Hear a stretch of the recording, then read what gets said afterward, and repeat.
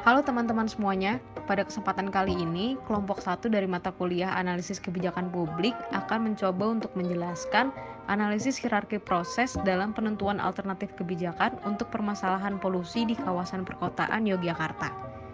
Kelompok 1 beranggotakan Karisma Azra Hafilah, Tasya Sabila Aska, Hanif Elan Rahma, dan Fazli Nafi Aulia Asdin.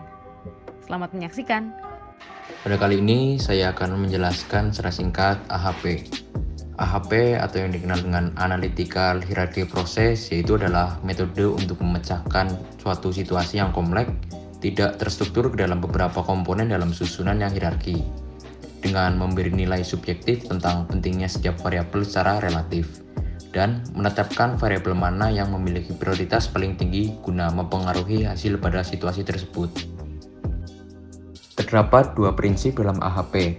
Yang pertama, decomposition, yaitu membuat hierarki jadi sistem yang kompleks dipecah menjadi sederhana. Yang kedua, comparative judgment, yaitu penilaian kriteria dan alternatif. Kriteria dan alternatif sering ditunjukkan dengan matrik berpasangan dan digunakan skala perbandingan sebagai ukuran seperti 1. Itu sama penting, 3. Lebih penting sedikit, 5. Lebih penting secara kuat, 7. Lebih penting secara sangat kuat, 9. Lebih penting secara ekstrim. Nah teman-teman, setelah kita mengetahui AHP secara singkat, sekarang kita akan lanjut ke langkah-langkah AHP secara umum. Langkah-langkah AHP ini menurut Kadarsyah Suryadi dan Ali Ramdhani pada tahun 1998. Yang pertama adalah mendefinisikan masalah dan menentukan solusi yang diinginkan. Di tahap ini, yang kita lakukan adalah menentukan masalah secara jelas, detail, dan mudah dipahami, kemudian menentukan solusi yang cocok bagi masalah tersebut. Selanjutnya adalah kita menyusun masalah ke dalam bentuk hierarki atau struktur dekomposisi yang terdiri dari 3 level, yaitu goals, kriteria, dan alternatif kebijakan.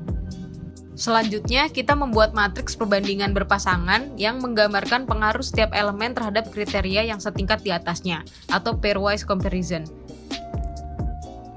Langkah selanjutnya adalah menghitung vektor eigen dari setiap matriks perbandingan berpasangan. Faktor eigen menentukan prioritas kepentingan kriteria-kriteria pada tingkat hierarki terendah sampai tertinggi. Tahapan terakhir yaitu memeriksa konsistensi hierarki. Jika nilai konsistensi rasio kurang dari 10% atau 0,1, maka hasil perhitungan bisa dinyatakan benar dan data judgment tidak perlu diperbaiki. Namun jika hasilnya lebih dari 10% atau 0,1, maka harus ada pembobotan kriteria yang diubah. Selanjutnya terdapat permasalahan. Permasalahan yang akan kami bahas adalah polusi udara kawasan perkotaan Yogyakarta memburuk. Dalam hal ini berarti kualitas udara di kawasan perkotaan Yogyakarta mengalami penurunan kualitas. Lalu kami akan mencoba mencari kebijakan terbaik berdasarkan metode analitik hierarki proses atau AHP. Langkah selanjutnya adalah menentukan kriteria-kriteria apa saja yang dijadikan pertimbangan dalam menentukan kebijakan untuk menyelesaikan masalah atau mencapai tujuan. Dalam hal ini, biaya yang dibutuhkan, stakeholder, legalitas, dan waktu yang dibutuhkan. Kebijakan-kebijakan yang dapat menjadi alternatif antara lain pembangunan ruang terbuka hijau dan pengurangan lahan parkir. Kedua, pembatasan kepemilikan kendaraan bermotor dan peningkatan tarif parkir, pajak kendaraan bermotor, dan pajak penjualan barang mewah. Pembangunan ruang terbuka hijau diharapkan dapat mengurangi karbon dioksida dan zat-zat lain yang dihasilkan oleh kendaraan bermotor. Sementara, lahan parkir yang berkurang diharapkan dapat mengurangi mobilitas kendaraan bermotor yang beroperasi di sekitar kawasan perkotaan Yogyakarta. Pembatasan kepemilikan kendaraan bermotor dilakukan dengan peraturan yang melarang perseorangan untuk memiliki kendaraan pribadi dalam jumlah tertentu, kecuali kendaraan yang digunakan untuk usaha, misalnya truk atau pick-up. Meningkatkan tarif parkir diharapkan dapat membuat pengendara kendaraan bermotor tidak memenuhi kawasan perkotaan dalam waktu yang lama, sementara pajak kendaraan bermotor, dan pajak penjualan barang mewah diharapkan dapat menekan laju pertambahan kendaraan bermotor baru di jalan. Setelah menentukan masalah dan solusi yang diinginkan, kita melakukan perbandingan prioritas pada antar elemen kriteria dengan pairwise comparison. Diasumsikan prioritas atau perbandingan antara elemen kriteria sebagai berikut. Biaya lebih penting dari stakeholder, biaya sedikit lebih penting dari legalitas, stakeholder sedikit lebih penting dari legalitas, legalitas sedikit lebih penting dari waktu, waktu lebih penting dari biaya, waktu mutlak lebih penting dari stakeholder. Elemen kriteria yang telah dibandingkan dimasukkan ke dalam tabel dan dijumlahkan secara vertikal, sehingga didapatkan tabel pairwise comparison seperti berikut.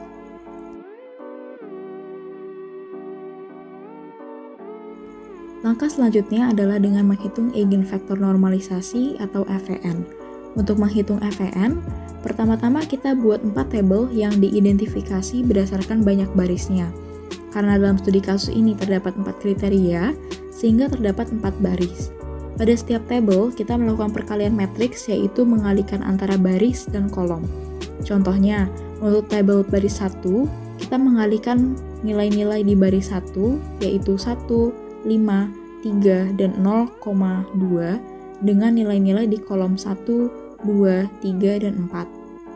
Pada tabel baris 2, kita mengalihkan nilai-nilai di baris 2, yaitu 0,2, 1, 3, 0,14 dengan nilai-nilai kolom 1, 2, 3, dan 4, dan begitu seterusnya hingga tabel baris 4. Dari hasil perkalian matriks tersebut, didapatkan keempat tabel berikut. Jangan lupa, hasil perkalian tiap kriteria di seluruh tabel pun dijumlahkan.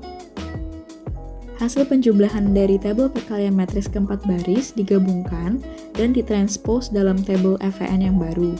Total perkalian setiap kriteria dijumlahkan sehingga didapatkan total keseluruhan.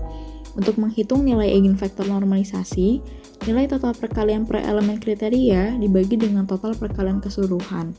Contoh pada EVN biaya yaitu 47,58 dibagi dengan 210,14 atau sama dengan 0,2264 dan seterusnya hingga kriteria biaya. Setelah diketahui nilai EVN, langkah selanjutnya adalah menghitung rasio konsistensi atau CR. Sebelum menghitung CR, kita perlu mengetahui nilai Eigenmax dan indeks konsistensi atau CI terlebih dahulu. Eigenmax diperoleh dengan menjumlahkan perkalian antara total nilai perbandingan tiap kriteria pada tabel pairwise comparison dengan nilai EVN tiap kriteria, berarti 1,53 dikali 0,226 ditambah 6,33 dikali 0,106 ditambah 7 dikali 0,234 ditambah 3,34 dikali 0,434 sama dengan 4,104. Selanjutnya, menghitung CI dengan rumus lambda max dikurang N dibagi N kurang 1. N adalah banyaknya elemen kriteria yang digunakan. Dalam kasus ini terdapat 4 kriteria sehingga nilai N adalah 4 dan N kurang 1 adalah 3. Hasil dari 4,104 dikurang 4 dibagi 3 adalah 0,034. Perhitungan terakhir yaitu CR atau rasio konsistensi adalah membagi CI dengan indeks random konsistensi. Pada tabel IR, nilai IR untuk matriks 4x4 adalah 0,9, sehingga 0,034 dibagi 0,9 hasilnya adalah 0,038. Karena nilai CR kurang dari 0,1 atau 10%, maka hasil perhitungan bisa dinyatakan benar atau penilaian data judgment tidak perlu diperbaiki. Berdasarkan nilai EVN, terlihat bahwa waktu merupakan kriteria yang paling penting dalam mengambil keputusan, diikuti oleh legalitas, biaya, dan stakeholder. Setelah selesai menganalisis elemen kriteria, langkah selanjutnya yaitu menganalisis elemen alternatif kebijakan. Langkah-langkah yang dilewati oleh elemen kriteria pun diberlakukan pula ketika menganalisis elemen alternatif kebijakan. Namun, dalam menentukan perbandingan prioritas alternatif kebijakan dilakukan pada setiap kriteria yang digunakan dalam metode AHP ini. Pada kriteria biaya, diasumsikan prioritas alternatif kebijakan sebagai berikut. 1. Peningkatan tarif dan pajak lebih baik dibandingkan pembatasan volume kendaraan. 2. peningkatan tarif dan pajak mutlak lebih baik dibandingkan RTH. 3. Pembatasan volume kendaraan sedikit lebih bagus dari RTH. Pada kriteria stakeholder, asumsi prioritas alternatif kebijakan adalah 1. RTH lebih baik dari pembatasan volume kendaraan. 2. RTH mutlak lebih baik dari peningkatan tarif dan pajak. 3. Pembatasan volume kendaraan lebih baik dari peningkatan tarif dan pajak. Pada kriteria legalitas, asumsi prioritas alternatif kebijakan sebagai berikut. 1. RTH sedikit lebih baik dari peningkatan tarif dan pajak. 2. RTH mutlak lebih baik dari pembatasan volume kendaraan. 3. Peningkatan tarif dan pajak lebih baik dari pembatasan volume kendaraan. Pada kriteria waktu, diasumsikan prioritas alternatif kebijakan sebagai berikut. 1. RTH mutlak lebih baik dari pembatasan volume kendaraan. 2. RTH lebih baik dari peningkatan tarif dan pajak. 3. Peningkatan tarif dan pajak lebih baik dari pembatasan volume kendaraan. Sesudah melewati langkah pairwise comparison dan FEN, didapatkan rasio konsistensi atau CR elemen alternatif kebijakan pada tiap-tiap kriteria bernilai di bawah 0,1 atau 10%. Maka, hasil perhitungan bisa dinyatakan benar atau penilaian data judgment tidak perlu diperbaiki. Kemudian, didapatkan pula nilai FEN dari masing-masing elemen alternatif kebijakan sehingga dapat diringkas pada bagian berikut. Berdasarkan nilai FEN, dapat diketahui pada kriteria biaya, kebijakan yang paling baik adalah peningkatan tarif parkir dan pajak kendaraan. Pada kriteria stakeholder, kebijakan yang paling baik adalah pembangunan RTH dan pengurangan lahan parkir. Pada kriteria legalitas, kebijakan yang paling baik adalah pembuatan RTH dan pengurangan lahan parkir. Pada kriteria waktu, kebijakan yang paling baik adalah pembuatan RTH dan pengurangan lahan parkir. Untuk menyimpulkan kebijakan yang paling tepat dalam mengatasi polusi di KPY, perlu dilakukan perankingan antara alternatif kebijakan dengan mengalihkan FEN alternatif di setiap kriteria dengan FEN kriterianya sendiri. Dari hasil perankingan tersebut, didapatkan bahwa pembangunan RTH dan pengurangan lahan parkir merupakan kebijakan yang paling tepat untuk diambil dalam studi kasus ini. Sementara itu, peringkat 2 ialah peningkatan tarif parkir dan pajak kendaraan, diikuti oleh alternatif kebijakan pembatasan kepemilikan kendaraan bermotor di peringkat ketiga. Demikian video penjelasan dari kelompok kami. Semoga ilmunya bermanfaat ya teman-teman semuanya. Thank you for watching.